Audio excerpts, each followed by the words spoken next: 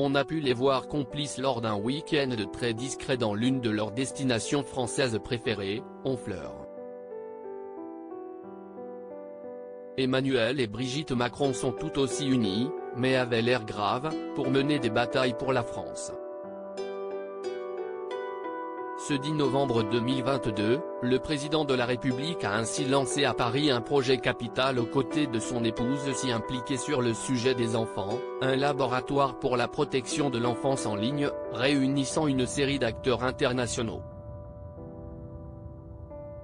Il a interpellé à cette occasion le nouveau propriétaire de Twitter, Elon Musk, pour lui demander de se joindre à l'initiative, ajoute l'AFP.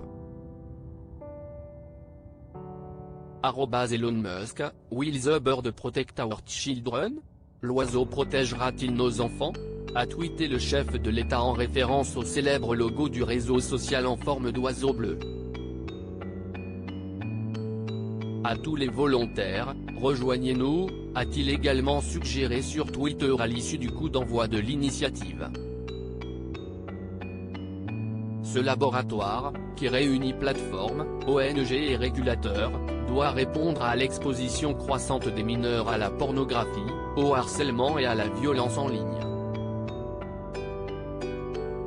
Il a été initié lors d'une réunion à l'Élysée avec des organisations non gouvernementales et des représentants des grandes plateformes numériques et moteurs de recherche, Meta, Microsoft, Google, TikTok.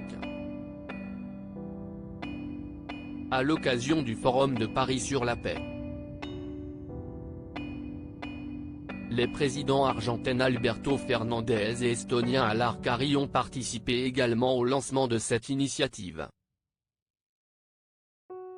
L'espace numérique ne peut pas être un lieu de non-droit.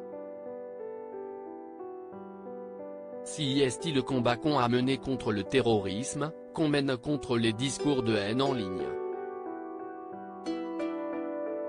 Si est ce qu'on doit poursuivre au niveau de la protection de nos enfants, a déclaré Emmanuel Macron au début de la table ronde. Ce laboratoire doit identifier les bonnes façons de réguler et de mieux protéger nos enfants en ligne, a souligné le chef de l'État, aux côtés de son épouse Brigitte, également mobilisée sur le sujet.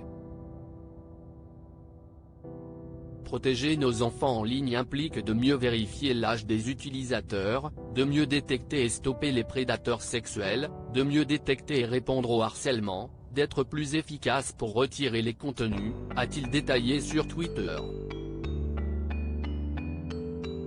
Il faudra notamment voir comment agir vite et de manière coordonnée entre les multiples plateformes numériques pour retirer les contenus pédopornographiques ou intimes qui ont été diffusés sans le consentement des mineurs et de leurs familles, a-t-il insisté durant la réunion.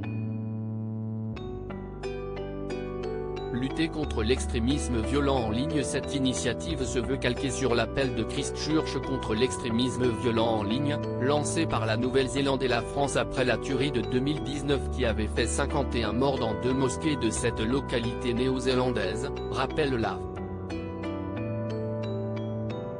Les images prises par l'auteur de la tuerie étaient alors restées accessibles en ligne pendant plusieurs heures. L'appel a contribué à réformer le Forum mondial d'Internet contre le terrorisme, GIFC, afin d'accélérer le retrait des images en cas de crise.